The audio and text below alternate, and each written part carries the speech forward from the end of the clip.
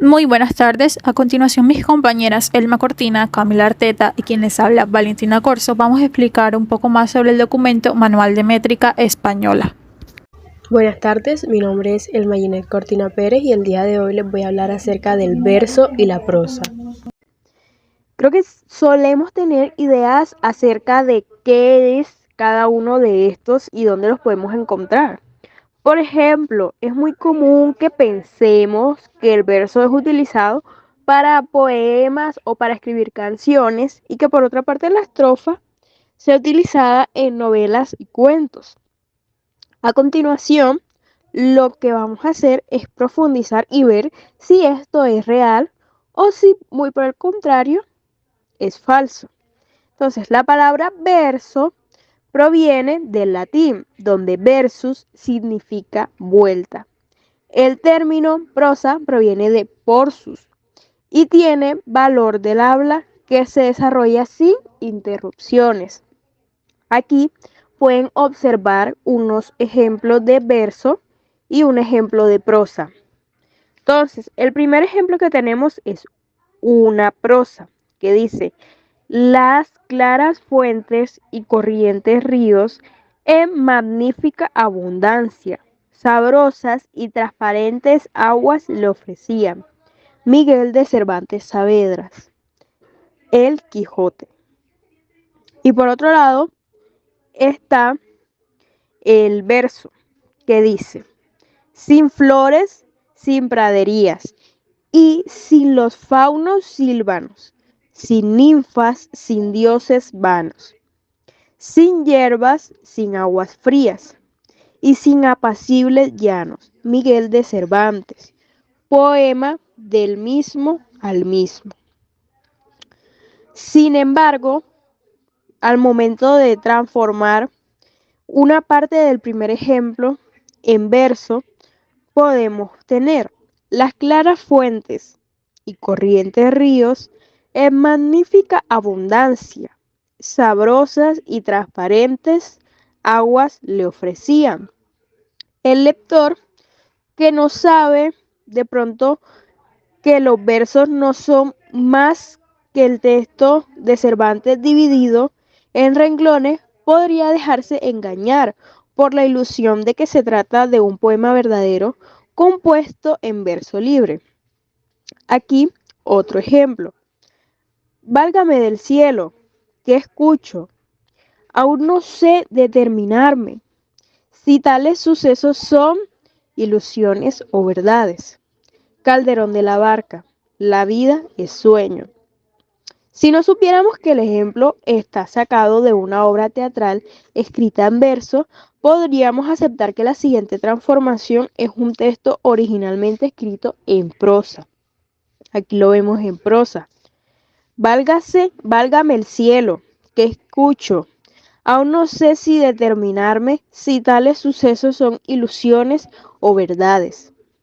Es decir, la distribución tipográfica del texto es un criterio bastante convincente para diferenciar entre prosa y verso, pero no vale al 100%. Hay que tener en consideración que en la historia de la literatura nos podemos encontrar, por ejemplo, con casos de versos escritos incontinuos. El verso y la prosa son, además, categorías históricas y culturales. Por eso hay que considerar que pueden verse modificados en distintos momentos y lugares. Lo cierto es que no es posible distinguir con seguridad entre prosa y verso en los siguientes niveles. Entonces, el primer nivel que vemos es el temático. El mismo tema o motivo puede verse expresado tanto en verso como en prosa. Es decir, yo puedo escoger el tema del amor y expresarlo tanto en verso como en prosa. En segundo tenemos léxico. Aunque existe el campo de los poetismos, no podemos decir que un texto compuesto por ellos esté necesariamente en versos. Hay versos en los que abundan los prosiamos y hay prosa poética. En tercer lugar tenemos el sintáctico. En el verso muchas veces nos encontramos, por ejemplo, con la inversión. pero no es imposible la aparición de inversiones en prosas. En cuarto lugar tenemos métrico. También en prosa podemos hallar pasajes de textos que coinciden, por ejemplo, con la norma troaicana, el verso libre. En cambio, no coinciden con ningún esquema métrico, y eso no quiere decir que no sea un verso. En quinto lugar tenemos lo rítmico. También en prosa podemos encontrar con una repetición regular de las mismas unidades. Por ejemplo, los acentos. Y en sexto lugar tenemos el nivel de la rima. Hay prosa rimada y hay versos sin rima. No obstante, a pesar de todas las dificultades mencionadas, uno sabe distinguir entre las dos modalidades gracias a la experiencia lectora. Acentuación de las palabras españolas.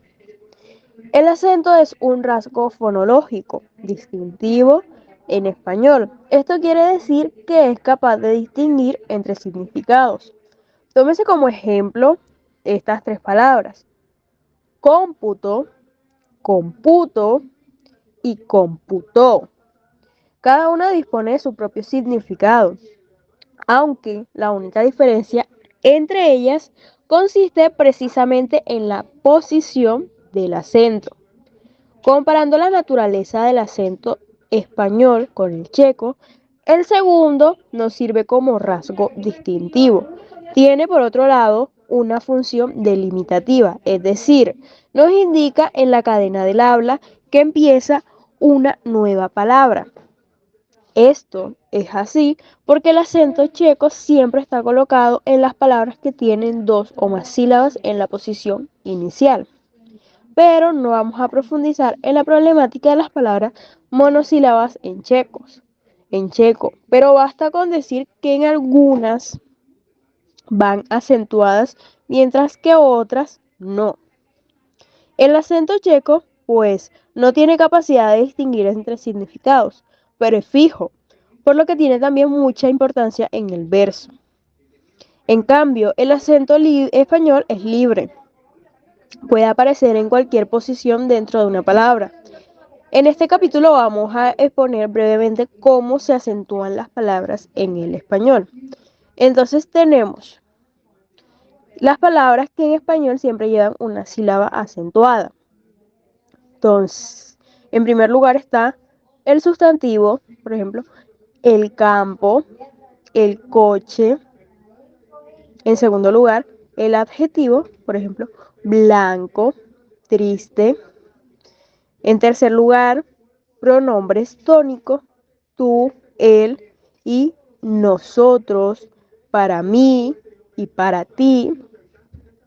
En cuarto lugar, los numerales, dos, cien casas, primero. Sin embargo, en este compuesto numeral, el primer elemento no se acentúa.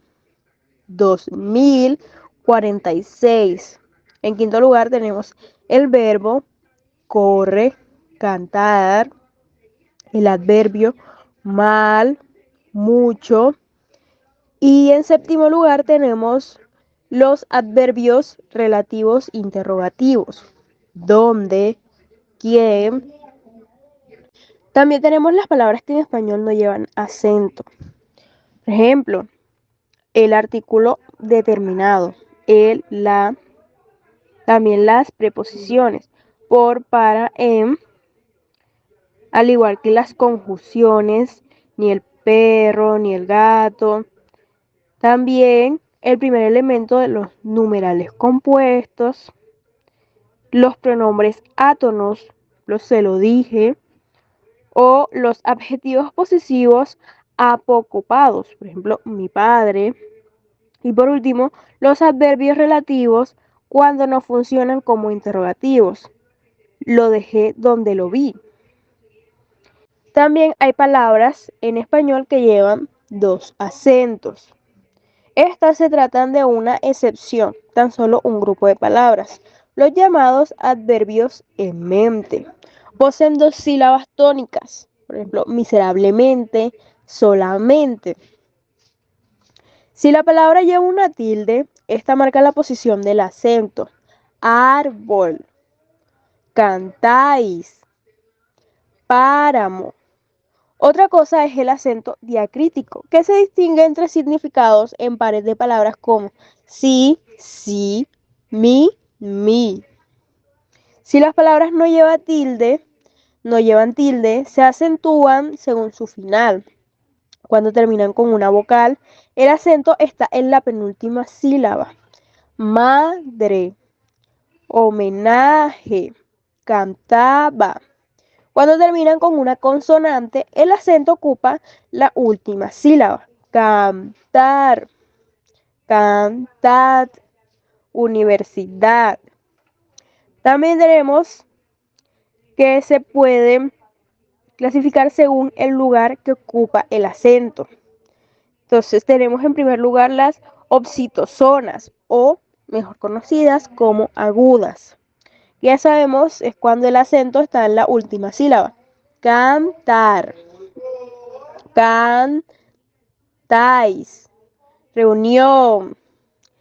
Después tenemos parasodinamas o llanas. El acento está en la penúltima sílaba. Madre, cantaba, árbol. En tercer lugar tenemos propasotinas o esdrújulas. El acento está en la antepenúltima sílaba, que siempre lleva tilde. Entonces tenemos cántaro, dámelo. Y en último lugar tenemos las superproparosotinas o lo que solemos conocer como sobredrújulas, que el acento está en la cuarta sílaba desde el final. En español no nos encontramos muy a menudo con estas palabras y menos en la poesía. Entonces tenemos, por ejemplo, dígamelo, recogiéndoselo, metro y ritmo. El metro y el ritmo son dos conceptos opuestos. Ya sabemos que el ritmo es el rasgo dominante en el verso, puesto que el verso está sujeto a la segmentación rítmica, a diferencia de la prosa, que es la segmentación lógico-sintáctica, como había mencionado anteriormente.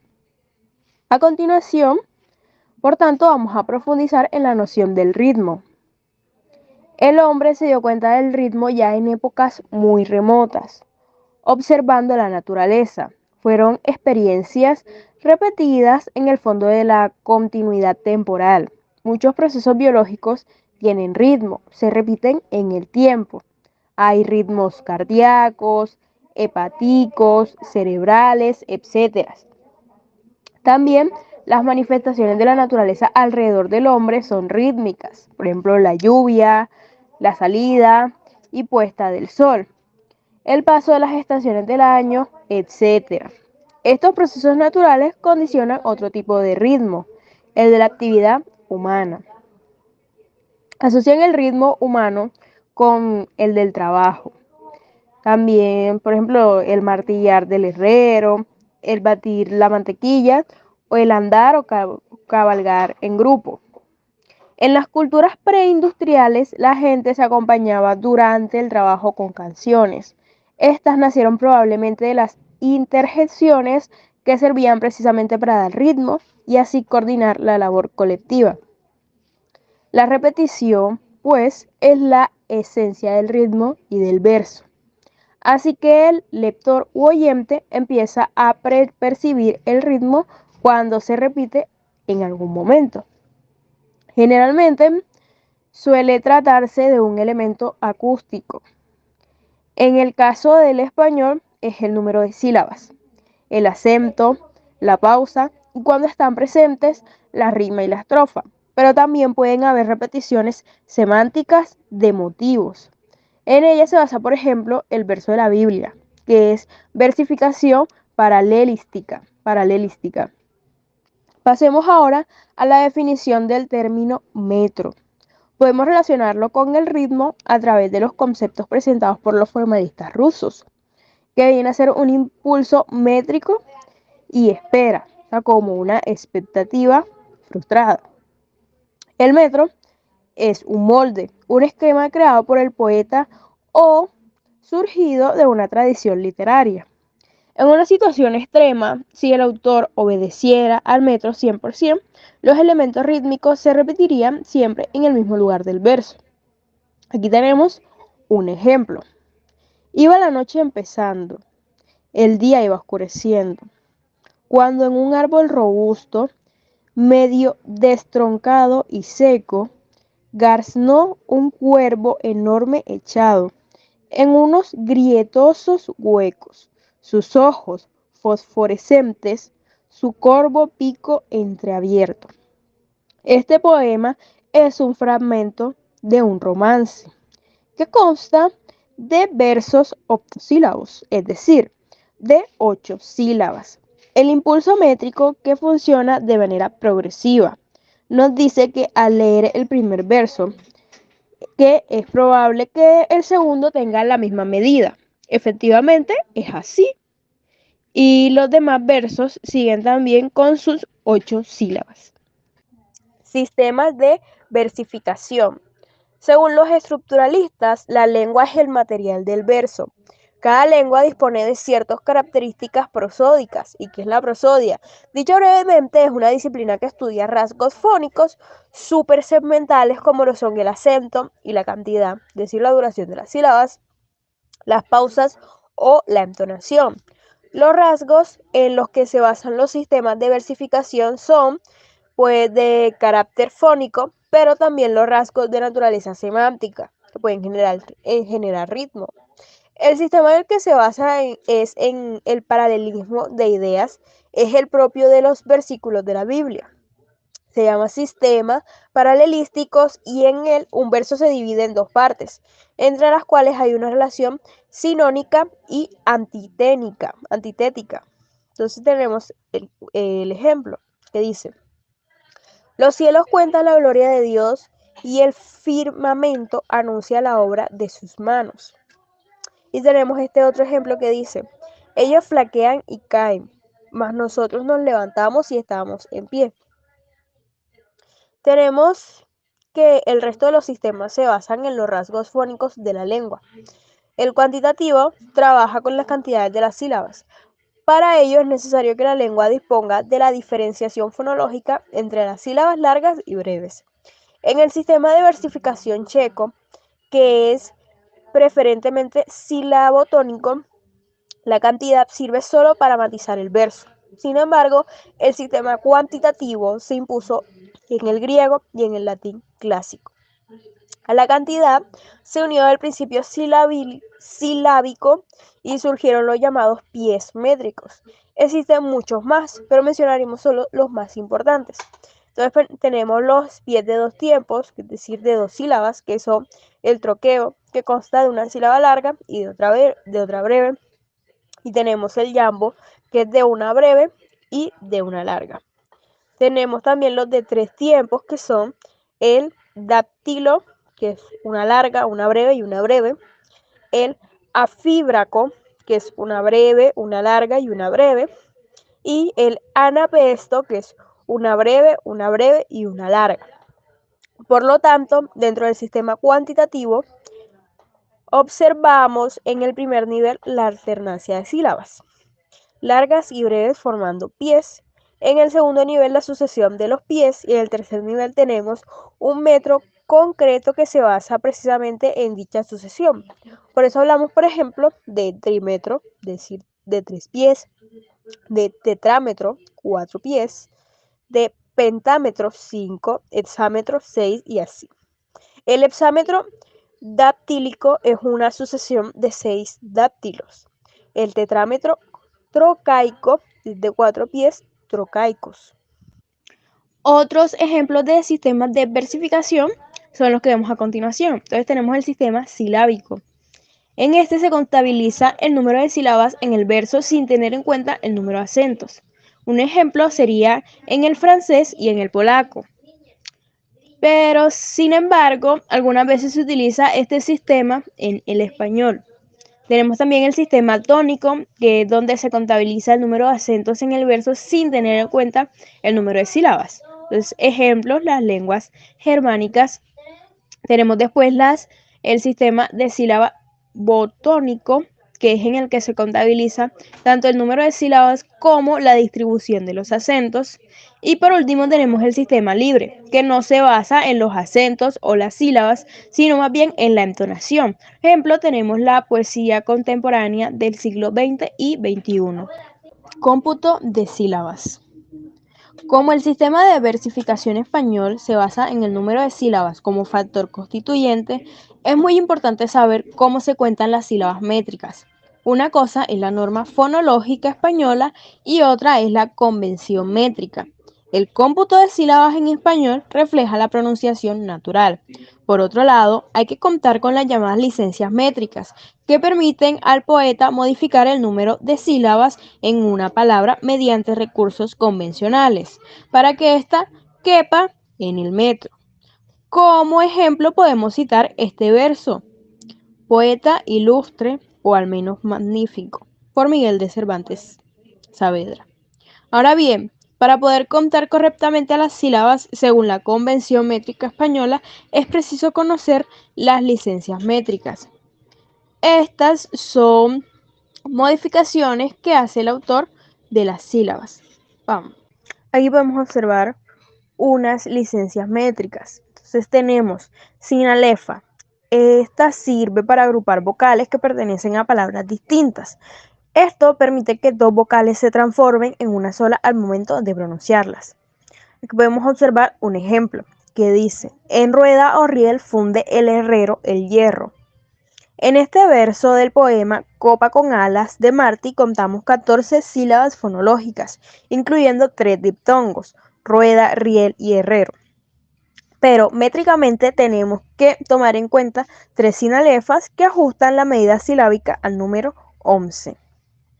Por otro lado tenemos la dialefa o hiato. Es un recurso que se utiliza para impedir la sinalefa. Nos encontramos con el caso de que una palabra termina en vocal y la siguiente también. Entonces aquí vemos un ejemplo que dice: fervoroso o humilde se fijó.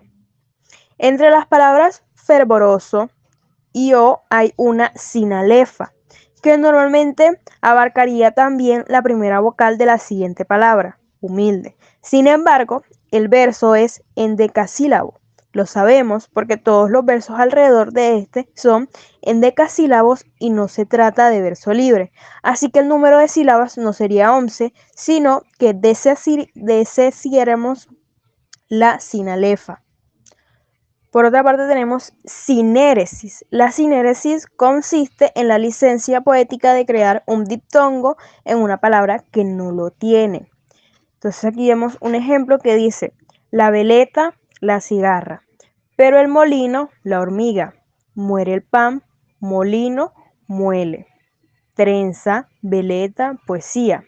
Los versos que componen el poema son octosílabos de 8 sílabas, así que aparte de 2 sinalefas en el segundo verso, tenemos que contar también con una sinéresis en el último: poesía, no poesía, como sería lo normal. Y por último tenemos la diéresis. La diéresis se encarga de separar 2 vocales que forman un diptongo en su pronunciación normal. Entonces tenemos con sed insaciable. El ejemplo es un verso heptasílabo, como con la diéresis en la palabra insaciable. Sin esta licencia el verso tendría 6 sílabas. Otras licencias métricas que abundan sobre todo en la poesía medieval y del siglo de oro son las que vemos a continuación. Entonces tenemos sinafia. Es una sinalefa entre 2 versos contiguos, siendo el primero llano, el segundo suele ser corto, como el quebrado del primero. Vemos el ejemplo a continuación. ¿Por cuántas vías y modos se pierde su gran alteza en esta vida? Los versos quebrados en el poema Coplas por la muerte de su padre, de Jorge Manrique, tiene 4 sílabas, la mitad que los demás, que son octosílabos. Pero hay casos de sinafia, donde la primera sílaba del quebrado se reduce en sinalefa como el verso precedente. Así que en el último verso no contamos 5 sílabas, sino 4. Por otro lado tenemos prótesis, epéntesis y paragoge. Son licencias de adición silábica. Prótesis, adición de una sílaba al comienzo de la palabra. Por ejemplo, arrodea en vez de rodea. En la evolución del castellano, la prótesis son, por ejemplo, las en principio de las palabras latinas que originalmente empezaban con una S. Escritura, espada. Epéntesis, adición de una sílaba en el interior de la palabra, como corónica por crónica. Paragoge es la adición de una sílaba al final de la palabra, como infelice por infeliz. Por otro lado tenemos las licencias de supresión silábica, que son aféresis, síncopa y acópaque. Aféresis es la supresión al principio de la palabra. Este poeta que ahora se levanta por ahora. Ese es un ejemplo de aféresis. Síncopa es la supresión en el interior de la palabra. Navidad por natividad. De esta manera también evolucionaron muchas palabras castellanas del latín vulgar. Por ejemplo, colocare a colgar. Y para concluir tenemos apócope, que es la supresión al final de la palabra. El ejemplo que nos brindan en el libro es este, que dice, do nace y do se pone el sol saliente, por donde. El acento en el verso español. Como ya sabemos, el acento español tiene una función fonológica, es decir, tiene el poder de distinguir entre los significados de las palabras. En el verso se refleja la pronunciación normativa. Sin embargo, también en el ritmo acentual nos encontramos con ciertas licencias basadas en la convención, pues asimismo en el verso tenemos que distinguir entre la norma prosódica de la lengua y las exigencias métricas. Al igual que en el cómputo de sílabas, el recuento fonológico puede diferir en el métrico. De esta manera, en el verso español ocurren, primero, desplazamiento del acento. 2. Acentuación de sílabas átonas. 3. Doble acentuación de polisílabos. 4. Acentuación de monosílabos. 5. Desacentuación de sílabas tónicas. Aquí podemos ver un ejemplo que dice así. Ya viene el cortejo, ya viene el cortejo. Ya se oyen los claros clarines. La espada se anuncia con vivo reflejo. Ya viene oro y hierro, el cortejo de los paladines. En el ejemplo del poema Marcha Triunfal de Rubén Darío, se puede ver que está compuesto en la base del pie anfíbraco. Darío es un típico representante de los experimentos modernistas con la versificación silabatónica o, como la llaman algunos metristas españoles, de cláusulas, el factor silábico. De hecho, resulta disminuido porque cada verso tiene un número de sílabas diferentes. La base son las 3 sílabas de cada pie y estos se encadenan libremente según la voluntad del poema. Aquí vemos otro ejemplo que dice, y de favor desnudo padece otros 3 males, demás de este mal crudo porque osada mente dio a sus iguales la ambrosia que no pudo. En este ejemplo, la acentuación está afectada por el silabismo del poema. El último verso, heptasílabo, exige el desplazamiento de su acento. Ambrosia, ambrosia. Porque la variante correcta tiene 4 sílabas. Cuando se produce la citole, el acento, adelante, su posición, el caso opuesto se llama diastole. El hiato, decía, se convierte en diptongo y la palabra se queda con 3 sílabas que caben en el metro heptasílabo. Los acentos en el verso se clasifican según su coincidencia o con el esquema métrico. Entonces tenemos, número 1, el acento rítmico es el exigido por el metro. Según lo que sabemos sobre la convención de contar una sílaba más el verso que termina con la palabra, es proparositona. Resulta que el último acento del verso está siempre en la penúltima sílaba del metro. Es una constante métrica. El acento viene exigido por el metro. En el octosílabo, la sílaba séptima siempre cuenta con un acento rítmico. En el caso de la versificación silabatónica, el acento rítmico es el que coincide con el tipo fuerte de los pies. Por ejemplo, en los versos afibráquicos de Rubén Darío, citados más arriba, ya viene el cortejo rítmico, es siempre el segundo acento de cada pie. En segundo lugar, tenemos que el acento extrarrítmico es el que no viene exigido por el esquema métrico y a la vez no es vecino de un acento rítmico. Y en tercer lugar, tenemos el acento antirrítmico, que es el que se ocupa de la posición inmediata a un acento rítmico. Se trata de un acento mal puesto, cacofínico. Ese no impide, por supuesto, que algunos poetas lo utilicen precisamente para provocar incomodidad en el lector. En el octosílabo del romance situado más arriba sería antirrítmico, el acento que aparecería en la sexta sílaba porque el rítmico ocupa la séptima.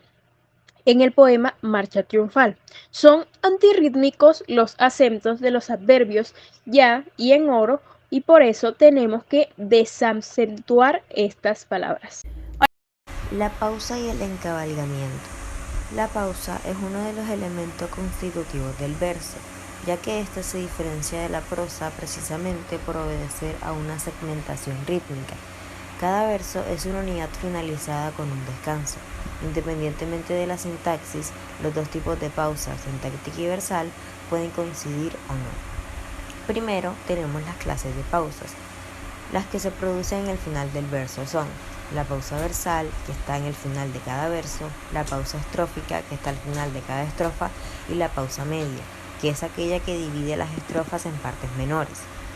Todos los versos, tanto los octosílabos como los tetrasílabos llamados quebrados de los primeros, acaban en pausas versales y da igual si estas efectivamente coinciden con las pausas sintácticas o no. Después del tercer verso se da una pausa media, destacada incluso sintácticamente con el punto y coma. Después del sexto verso se produce una pausa estrófica. En el interior de los versos largos, la pausa también sirve para dividirlos en partes menores. En el interior del verso nos encontramos con, primero, la pausa en los versos compuestos, que los divide en dos o más hemistiquios. Estos pueden ser, según Gillis, en 1978, de igual número de sílabas isostiquios, por ejemplo, los del verso de Alejandrino, 7+7, o de desigual, heterostiquios, por ejemplo, de 7+5. Esta pausa se suele llamar cesura. Los hemistiquios se comportan como versos independientes, es decir, hay que mantener la equivalencia de los finales agudos, llanos y estrújulos también en el primer hemistiquio. Entre los hemistiquios no se puede dar sin alefa. La censura no necesariamente coincide con un descanso sintáctico, al igual que la pausa versal, así que depende de la convicción métrica. Es una constante dictada por el metro. En los versos alejandrinos sacados del poema El niño de la noche de Hernández, la cesura cae obligatoriamente en la mitad del verso, de manera que cada hemistiquio tiene 7 sílabas. Sin embargo, el primer hemistiquio del verso 1 tiene 8 sílabas terminando con una palabra proparoxítona, así que se considera como heptasílabo. El primer hemistiquio del verso 3 tiene solo 6 sílabas, pero por ser la última palabra oxítona, el resultado es otra vez hemistiquio de 7 sílabas. 2. En los metros largos no compuestos, como es por ejemplo el endecasílabo, la pausa se produce en algunos lugares para dividir el verso en partes menores, pero en este caso no es obligatoria, convencional, no es cuestión del modelo de verso, sino que responde a una de las variedades posibles de realización del metro, es cuestión de ejemplo del verso. El ejemplo es una muestra de las sílabas de Calderón que consisten, pero no siempre, en la alternancia de versos heptasílabos y endecasílabos, uniéndose los dos metros mediante rima consonante. En los heptasílabos la pausa normalmente no se da porque se trata de un metro demasiado corto como para dividirse en partes mucho menores, pero no es ninguna regla, como podemos ver en el ejemplo en otro heptasílabo de la misma pieza, di dos y no me dejes. En el segundo verso, en decasílabo, vemos una clara interrupción después de la sexta sílaba que lleva un acento importante. Sin embargo, el verso no se divide mediante esta pausa en hemistiquios, así que no se le cuenta una sílaba más a Barbón. La sinalefa, si se encontrase vocales, en este ejemplo no lo hay, podría producirse. El cuarto verso es también en decasílabo, pero no hay ninguna pausa en él. Habiendo ya hablado sobre las clases de pausas, iniciemos entonces con el encabalgamiento. Para poder distinguir las clases de este, primero hay que introducir el concepto en sí de sirrema. Es una agrupación de palabras unidades de la oración entre las cuales no puede aparecer una pausa. Estas unidades son, según Gillis, de 1978, primero sustantivo más adjetivo, el perro blanco; sustantivo más complemento determinativo, el libro de Luis; verbo más adverbio, Juan come bien; pronombre átono, preposición, conjunción y artículo más elemento que introducen, el perro va por allí; tiempos compuestos de los verbos y perífrasis verbales, ha llovido mucho, no dejamos de ser nosotros mismos; palabras con preposición, salir de paseo, salir con Juan; las oraciones adjetivas especificativas que precisamente se oponen a las explicativas por ausencia de pausa en las primeras y presencia de pausa en las segundas; los alumnos que viven lejos llegan tarde, frente a los alumnos que viven lejos llegan tarde. Así pues, cuando la pausa versal divide los elementos de un sirrema, se da un encabalgamiento, pero también hay otras formas. Clasificamos los tipos de encabalgamiento primero según los elementos que quedan separados por la pausa de la siguiente manera. Surge un encabalgamiento léxico cuando la pausa queda en el interior de una palabra. Se trata de un caso no muy común, pero es posible encontrar algunos ejemplos. El segundo tipo de encabalgamiento es el sirremático, que se produce precisamente cuando la pausa está en el interior de un sirrema. Entre los versos 1 y 2 hay un encabalgamiento sirremático en el que la pausa versal separa el sustantivo y el complemento determinativo.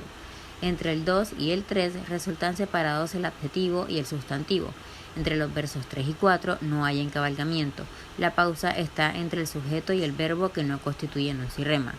Por último, el encabalgamiento oracional surge cuando la pausa versal separa los elementos de una oración adjetiva especificativa, que es también un sirrema. Entonces, este tipo de encabalgamiento podríamos considerarlo como un subtipo del sirremático. Hasta ahora entonces se ha hablado sobre la pausa versal que separa el sirrema o cae en el interior de una palabra y produce el encabalgamiento, pero también la cesura entre los hemistiquios de un verso compuesto actúa como si fuera una pausa versal, impide la sinalefa y hace equivalente los finales. Así que también entre los hemistiquios puede haber encabalgamiento que se llama medial y se opone al versal que se produce en el final del verso. Este puede ser, al igual que el versal, léxico, sirremático y oracional. Los dos versos son alejandrinos. En el primero, la cesura cae entre el sustantivo y el adjetivo y produce así el encabalgamiento medial. En el segundo verso no se da ningún encabalgamiento, ya que entre los hemistiquios hay una pausa sintáctica. Además de todo lo anterior, el encabalgamiento puede tener lugar entre estrofas. En este caso lo denominamos estrófico y se da cuando la pausa estrófica no coincide con la sintáctica. Este tipo de paso entre estrofas marcados por el encabalgamiento lo podemos hallar bastante frecuente en el teatro en verso. El ejemplo es de Fuenteovejuna, donde el fluir de las réplicas de personajes no siempre coincide con la división en estrofas. La última distinción entre los tipos de encabalgamiento es la del abrupto y el suave. El primero podemos observarlo cuando el sentido del primer verso, encabalgante, sigue también en el segundo verso, encabalgado, pero termina antes del final de este y luego se da una pausa y empieza una nueva cadena sintáctica. En el suave, el sentido va hasta el final del verso encabalgado. Estilísticamente, el encabalgamiento abrupto es más brusco y por lo tanto más desautomatizador. Finalizando con el tema, tenemos entonces en este fragmento del poema a todos, a vosotros. En este hay dos encabalgamientos. El primero entre los versos 2 y 3, que es abrupto, porque la frase a la sombra sulfúrica del cobre, que resulta separada por la pausa versal, termina en el interior del verso 3, no llega hasta su final. Por lo contrario, el encabalgamiento entre los versos 4 y 5 es suave, ya que la frase que empieza en el 4 llega hasta el final del 5. Continuamos entonces con el tema el metro, los metros españoles. Cuando hablamos de metro, entonces nos encontramos con el concepto de que es un esquema abstracto surgido de la tradición poética y correspondiente a la prosodía de la lengua. El ritmo, por otro lado, refleja la variación que el poeta puede permitirse a la hora de rellenar los esquemas, creando así unidades concretas, los versos.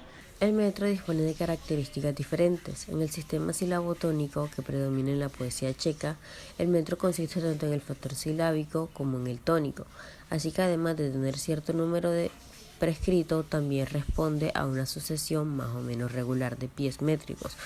Como ejemplo, sirva el tetrámetro trocaico. Este es, por lo tanto, el esquema del metro del tetrámetro trocaico, lo que no quiere decir, sin embargo, que todas las sílabas impares deban tener acento y las pares no.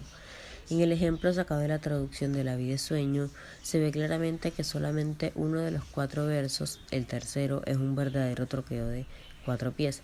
En los demás observamos una variación rítmica en la que se basan los momentos de la expectativa frustrada y que los versos no sean monótonos. En la literatura española predomina la versificación silábica y es sobre todo en los metros breves, de hasta 8 cifras. Los versos de La vida es sueño, que están citados anteriormente, son la traducción al checo de los siguientes versos. El ritmo acentual es todavía más irregular que en la traducción checa, porque la única constante en el silabismo español es el acento en la penúltima sílaba. La única conducción del metro octosílabo, por lo tanto, es cumplir con las 8 sílabas métricas, contando con las sinalefas, licencias y equivalencias de finales. Los versos 1 y 4 tienen 7 sílabas, pero teniendo el final agudo, se cuentan como de 8. Vladimir Michael traduce estos versos de manera que respeta el principio de los equivalentes funcionales. Metros españoles. Desde la Edad Media, la métrica española distingue los versos de arte menor y de arte mayor. Esos términos no valoran la calidad del verso, sino simplemente su longitud. Los primeros tienen de 2 hasta 8 sílabas, mientras que los de arte mayor cuentan con 9 o más sílabas. Esta división es tradicional y tiene como base el octosílabo. Y en la prosa medieval, el grupo fónico promedio, es decir, el segmento entre 2 pausas, tenía 8 sílabas. De esta oposición se deriva entonces el efecto semántico que tienen los versos de arte menor y mayor. Los metros más breves son más aptos para los temas ligeros y los largos para los temas serios. En general, los versos largos, cuya lectura dura más tiempo, dan el poema en tono mediativo, elegiaco, más grave. Los versos cortos tienen aire de ligereza, de jovialidad. Al comparar los versos parisílabos e imparisílabos de número par o impar de sílabas, nos encontramos con algo parecido también. Los parisílabos son más de carácter popular, mientras que los imparisílabos son de carácter más bien culto. Así, el heptasílabo, aunque de arte menor, tiene efectos estilísticos que se aceleran más al arte mayor. También es la razón por la que se utiliza muy frecuentemente como quebrado de encadisílabos, por ejemplo en la lira o la silva. Continuamos entonces enumerando los versos. Tenemos primero los versos bisílabos, que no abundan mucho pero existen. Lo mismo vale para los trisílabos. Antonio Machado compuso un soneto en versos de 3 sílabas, aunque normalmente los versos del soneto son en decasílabos. El versólogo español Domínguez Caparrós empieza la descripción de los metros castellanos con el tetrasílabo, considerando los versos bisílabos y trisílabos como excepciones de carácter más bien experimental. En el neoclasicismo, el tetrasílabo aparece como verso autónomo, pero antes solamente como quebrado de los octosílabos. Concretamente los encontramos en las llamadas copias de pie quebrado. El pentasílabo suele combinarse con endecasílabos y heptasílabos. Todos tienen un número impar de sílabas, pero también puede aparecer solo. El hexasílabo es bastante frecuente en poemas o estrofas isométricas. El romancillo se parece al romance, que consta de versos octosílabos, y el romancillo es como un romance menor. Sus versos son menores que el octosílabo. Muchas veces precisamente se trata de hexasílabos. Tiene la misma estructura que el romance. La rima sonante está en los versos pares, mientras que los impares quedan sueltos. No suele formar estrofas, sino las llamadas tiradas. El heptasílabo es un verso que sobre todo aparece como quebrado de endecasílabo después de la introducción en la España de la poesía italiana. Se considera por lo tanto como metro culto, aun siendo todavía de arte menor. Pero también lo encontramos muchas veces como verso único. En el ejemplo vemos su uso en combinación con endecasílabo formando una lira. El octosílabo es quizá el metro más frecuente, junto a los endecasílabos, en la poesía castellana. Según Antonio Quilis, lo constituye el grupo fónico promedio de español, el de 8 sílabas, la cual favorece la alta frecuencia de su uso, sobre todo en los versos de la raíz popular. Lo encontramos en gran medida en el teatro del siglo de oro. Por ejemplo, en las obras de Lope de Vega, la vasta mayoría de los versos son octosílabos. Aparecen redondillas, estrofas de 4 octosílabos o romances, cuyos versos se componen en tiradas. En el ejemplo vemos 2 estrofas de redondillas en El Caballero de Olmedo. En este margen de ideas continúan entonces los versos eneasílabos y decasílabos, de 9 y 10 cifras, pero son muy poco empleados. Continuamos entonces con el endecasílabo y el alejandrino. El endecasílabo es un verso de arte mayor. Proviene de Italia y lo introdujo a la poesía castellana ya el Marqués de Santinilla en el siglo XV, pero con mayor éxito lo empezó a utilizar Garcilaso de la Vega en el siglo XVI, imitando a Petrarca. Desde entonces es el metro de arte mayor más importante y predominante. Gracias a su extensión se ajusta mayor a temas graves, elegíacos, contemplativos, pero eso no quiere decir que no se pueda utilizar de manera diferente. La distribución de acentos es mucho más importante en los metros más largos, y eso precisamente por su extensión, porque a la hora de su recitación hace falta destacar los acentos y las pausas de apoyo. Las diferentes variedades del endecasílabo tienen sus nombres especiales, porque en este el metro se desarrolló un sistema de reglas particular. Primero distinguimos los tipos de maiori y minori. El primero tiene acentos obligatorios en las sílabas sexta y décima. En la décima el acento está siempre claro. El segundo, a minori, en las sílabas 4 y décima. Se trata entonces de la forma poemática del soneto. El tema del carpe diem está bien destacado rítmicamente. El ritmo acentual de los primeros 2 cuartetos es a maiori, pues los acentos en las sílabas sexta y décima forman el eje métrico. Funcionan como un soporte que es importante en los versos largos. El resto de los acentos, la mayoría de los versos son heroicos, algunos melódicos, son variedades rítmicas que no violan el mencionado eje. En los tercetos, justo en el momento en que la voz poética advierte a la joven ante las futuras adversidades, el ritmo pasa al minori, cuarto, octavo y décimo, y con el penúltimo verso vuelve a maiori. En el poema podemos observar, por tanto, cierta tendencia silabotónica. Otro tipo es el endecasílabo dactílico, también llamado de gaita gallega, que lleva acentos en las sílabas primera, cuarta, séptima y décima. Este metro era vehículo de la poesía popular, pero con la introducción de los endecasílabos de corte italiano casi desapareció y hubo que esperar a la época del modernismo para recuperarlo, y uno de sus máximos representantes, Rubén Darío, quien lo renovó. Desde entonces lo emplean algunos poetas de vez en cuando, como por ejemplo Rafael Alberi, Gerardo Diego y Miguel Hernández. El dodecasílabo es un verso de 12 sílabas compuesto de 2 hemistiquios que pueden ser simétricos o asimétricos, isostiquios o heterostiquios. El tridecasílabo tiene 13 sílabas. Fue ensayado por Gertrudis Gómez de Avellaneda y por los modernistas, pero no se ha generalizado su uso en la poesía española. Aparece o bien como verso simple basado en pies, cláusulas, o bien como verso compuesto. El alejandrino es un metro compuesto de 12 hemistiquios heptasílabos. Es, junto con el endecasílabo y el octosílabo, uno de los versos más empleados en la historia de la literatura española. Apareció en la Edad Media en el libro de Alexandre, una de las primeras muestras de Mestre de Clerecía. Este género se servía de una forma en la que se unían 4 alejandrinos en estrofas monorrimas, es decir, con un tipo de rima común para todos los versos de la estrofa. El alejandrino llegó a la literatura española desde Francia, donde sin embargo consta de 12 hexasílabos, no heptasílabos. Más tarde disminuyó su uso en España, pero resurgió en el neoclasicismo y después el modernismo. En el ejemplo vemos el principio del libro de Alexandre. Los 2 hemistiquios tienen carácter de versos autónomos, por lo que tanto el primer heptasílabo como el segundo tienen que llevar el acento en la sexta sílaba.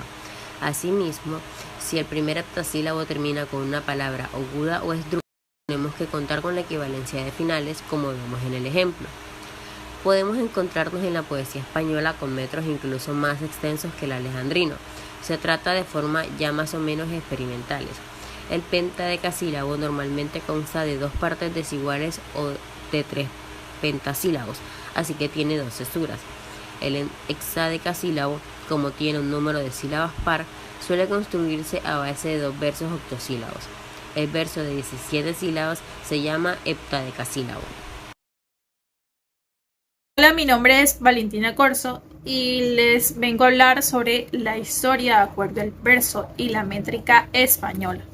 Algunos estudios que se dedican a la problemática del verso no tienen en cuenta que la semántica del verso está ligada muchas veces a su contexto histórico y social también. Hay casos en que la métrica o teoría del verso sirve para describir las formas, pero de manera que no están del todo enfocadas dentro de un contexto literario, lo cual a veces puede causar graves confusiones.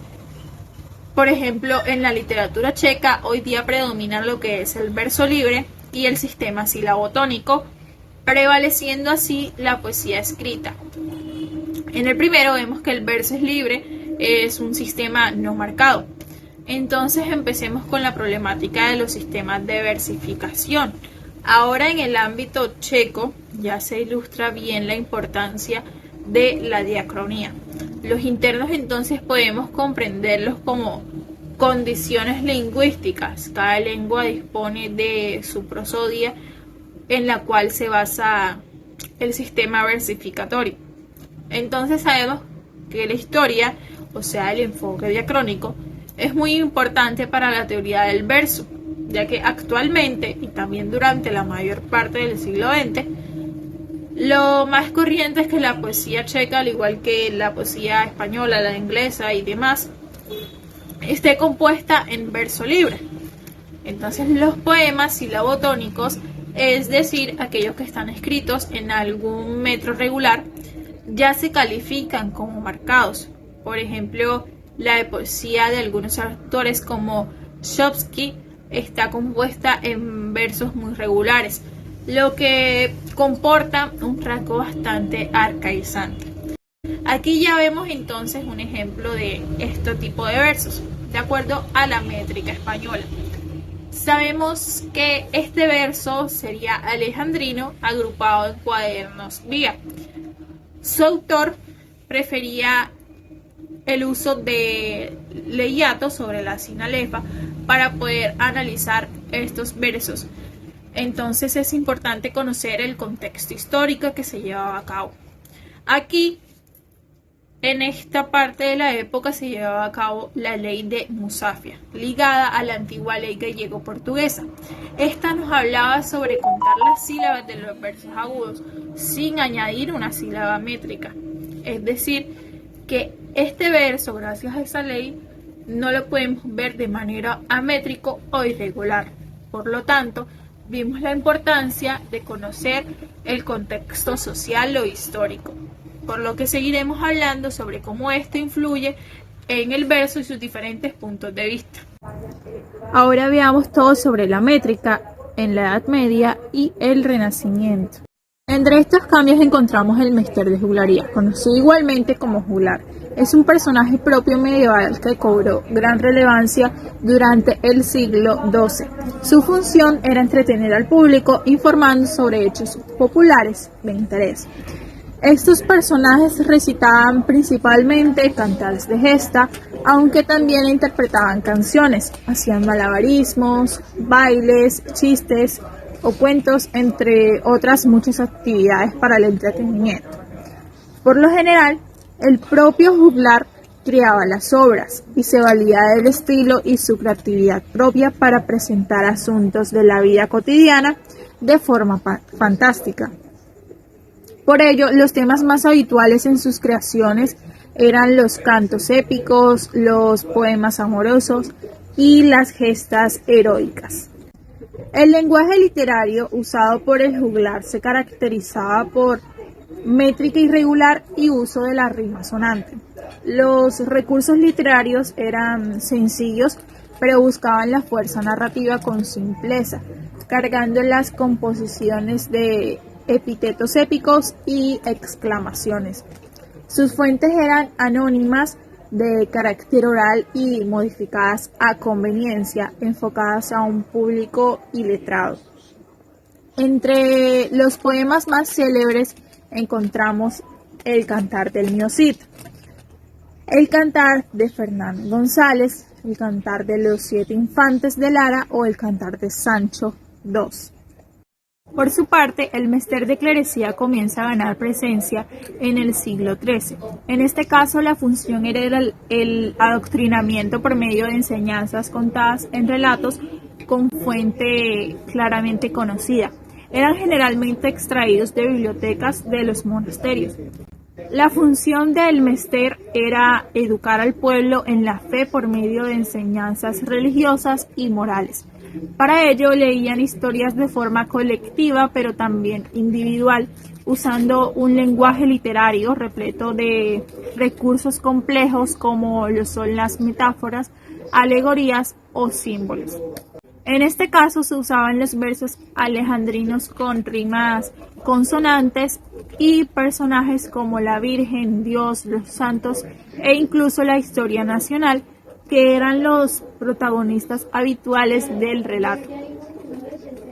Los encargados de transmitir las historias se conocían como clérigos, que usaban estilo culto y artístico, usando recursos léxicos y sintácticos elevados mezclados con lenguaje popular para acercarse al pueblo con un tono coloquial. Buen ejemplo de ello son obras como Las vidas de San Millán o Los milagros de Nuestra Señora de Gonzalo de Barceo.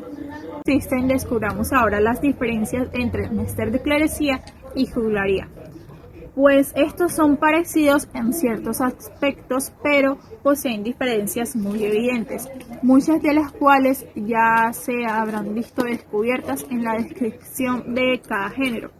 Primero encontramos la diferencia sobre el autor. Mientras en el mester de juglaría el autor es anónimo, en el mester de clerecía no solo es conocido, sino que el poeta es parte vital de la historia. Sin duda alguna, el más conocido de este último es Gonzalo de Barceo, como hemos visto. Por el contrario, entre los juglares se podría saber el nombre del copista, como sucede con Pere Abad en el Cantar del Mio Cid, pero no al autor. Como segunda diferencia encontramos la transmisión. Mientras el mester de juglaría es de tradición oral, es decir, no se escribe, solo es memorizado y se recita a los demás, en el mester de clerecía sí que se realizan copias escritas, generalmente de mala calidad, que lee el autor o transmisor de la historia. No obstante, se conocen copias de juglaría para ayudar al juglar a memorizar la historia. Esto se generaliza a partir del siglo XIV, mientras entre los clérigos de la clerecía se escribía el libro con intención de una lectura pública para el pueblo o para entretenimiento de los monjes. Luego nos encontramos con la métrica, una de las grandes diferencias entre ambos.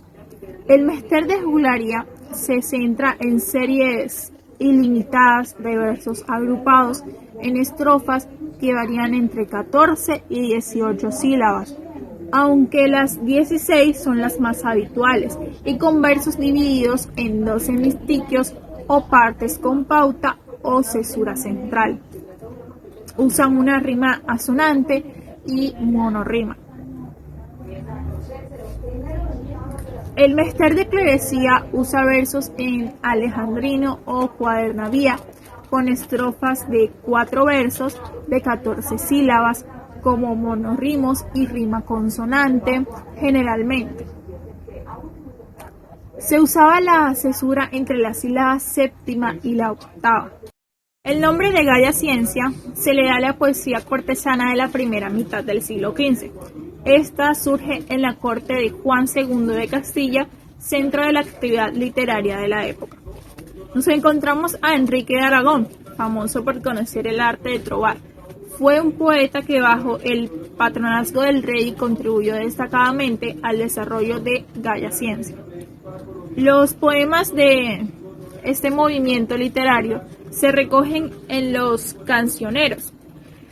Por esto también podemos reconocer a la poesía como una poesía cancioneril, entre los que sobresale el de Juan Alfonso de Baena, publicado en 1445. Este contiene textos de 89 poetas, entre los que encontramos al Marqués de Santillana, a Juan de Mena o a Jorge Manrique. Navarro Tomás, en 1991, con la Gaia Ciencia, se abandona al alejandrino, según este autor. Viendo así el incremento de contactos con Italia, podría esperarse que los poetas castellanos adoptaran los metros italianos como el endecasílabo. Sin embargo, no fue así. Los metros que sustituyen el alejandrino son el verso de arte mayor y el octosílabo. El verso de arte mayor, también llamado de Juan de Mena, es un verso que se encuentra compuesto de 12 sílabas con hemistiquios de 6. Este se caracteriza por su carácter silabotónico de una parte y por otra parte con una cierta tendencia a la fluctuación silábica. Este verso se basa en el pie anfibráquico, donde cada hemistiquio consta de 2 anfíbracos. Puede haber una sílaba más o una sílaba menos en el principio del verso. En esta estrofa del laberinto de Fortuna podemos observar lo dicho sobre el verso de Juan de Mena. Los primeros hemistiquios de los versos 1, 2 y 7 tienen solo 5 sílabas. Se debe a que empiezan con una sílaba acentuada. La palabra viene en el primer verso, en cambio se somete a la licencia de desacentuación. Así que el primer anfíbraco en estos versos carece de la primera sílaba átona, de forma que se convierte en dáctilo. El resto de los versos presentan las variantes de 6 más 6 sílabas. Hacia el siglo XV llegó a la lírica española un verso extraño a nuestros usos, el llamado endecasílabo, nacido en Italia. Se hicieron pruebas titubeantes de su uso nuestros Marqués de Santillana y Juan de Mena, entre otros. Los resultados no fueron del todo concluyentes, junto a versos elegantes y llenos de empaque. Otros disonaban porque no obedecían elementales leyes de la fonética. Tuvieron que llegar a Boscán, aunque sus versos son también duros a menudo, y Garcilaso, que dominó su estructura. El siglo de oro se entregó con entusiasmo a su cultivo y muchos poetas consiguieron extraordinarios logros, desde Góngora y Quevedo a Herrera o hacia el mismo Cervantes, que tiene sonetos nada desdeñables. Hoy día sigue su empleo, tanto en América como en España, y casi todos los poetas connotados le han rendido cierto tipo de culto a este autor. El problema es que no basta con que un verso tenga 11 sílabas fónicas para que sea un endecasílabo de metro italiano. Este ha de obedecer algunas muy pocas, pero de igual manera exigentes reglas. Por ejemplo, todos los endecasílabos tienen, como todos los versos castellanos, acento en la 10ª sílaba. También no puede haber jamás un acento en la 5ª o en la 7ª sílaba, o habrá una segura pérdida de eufonía. De igual manera, el acento básico o constituyente debe recaer en la 6ª sílaba, en endecasílabos propios. De igual manera, para dar una diversidad al poema puede haber endecasílabos impropios ocasionalmente que tengan un acento en la 8ª sílaba. Seguido, una buena composición endecasílaba, y las hay muy variadas, no solamente en los sonetos, debe jugar dentro de las reglas anteriores con las muchas posibilidades de una acentuación que se exponen más abajo, nada menos que 28 diferentes.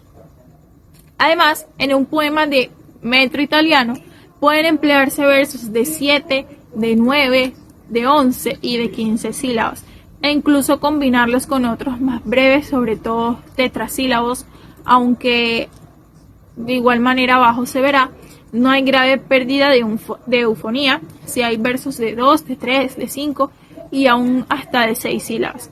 Por supuesto, se pueden escribir poemas con otros tipos de versos, pero en general no tendrán la eufonía del metro italiano.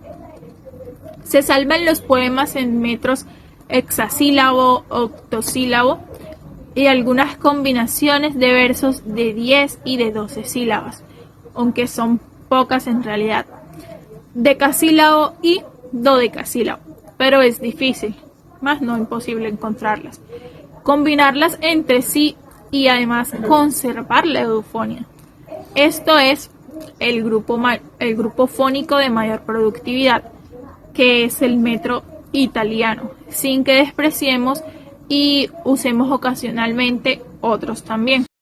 Como ejemplo, encontramos los siguientes versos, en donde Navarro Tomás llama endecasílabos enfáticos aquellos con acento en primera y sexta sílaba. Vírgenes mágicas de la montaña, sufren los animales en los campos, mágicos estremecimientos nuestros, llora el hombre su triste condición, llevan todo su lamentable carga, ábreme el mar su sólido celeste. Supe de ti cuando el calor llegaba, áridas las bésanas sueñan lluvia. En el siguiente verso nos encontramos aquello que llamaba Navarro Tomás como endecasílabos heroicos, que son aquellos que tienen acento en segunda y sexta sílaba. Asíntotas que nos desencaminan, sabrás de impávidos enamorados, a ti los que llamamos desde siempre, después de tu mortificado llanto. Aquí y allá los tristes alaridos, aquí y allá los tristes nunca vencen.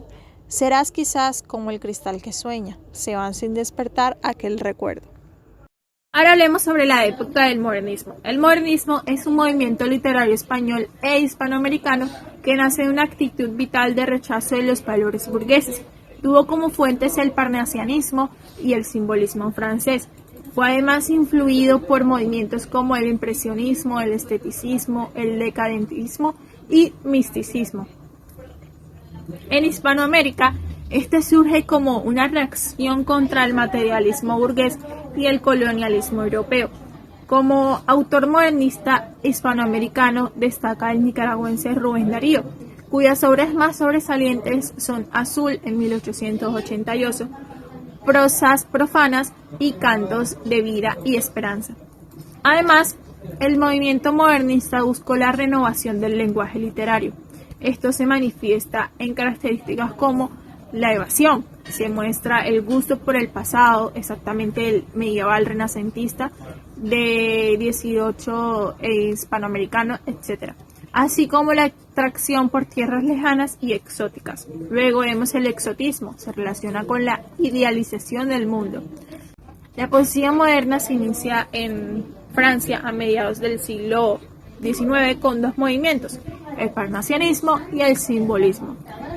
Las principales características del parnasianismo son las siguientes, que se enfrenta al sentimentalismo romántico, defiende el arte por el arte, una poesía objetiva clara y bien construida, muestran predilección por las culturas antiguas y los ambientes exóticos.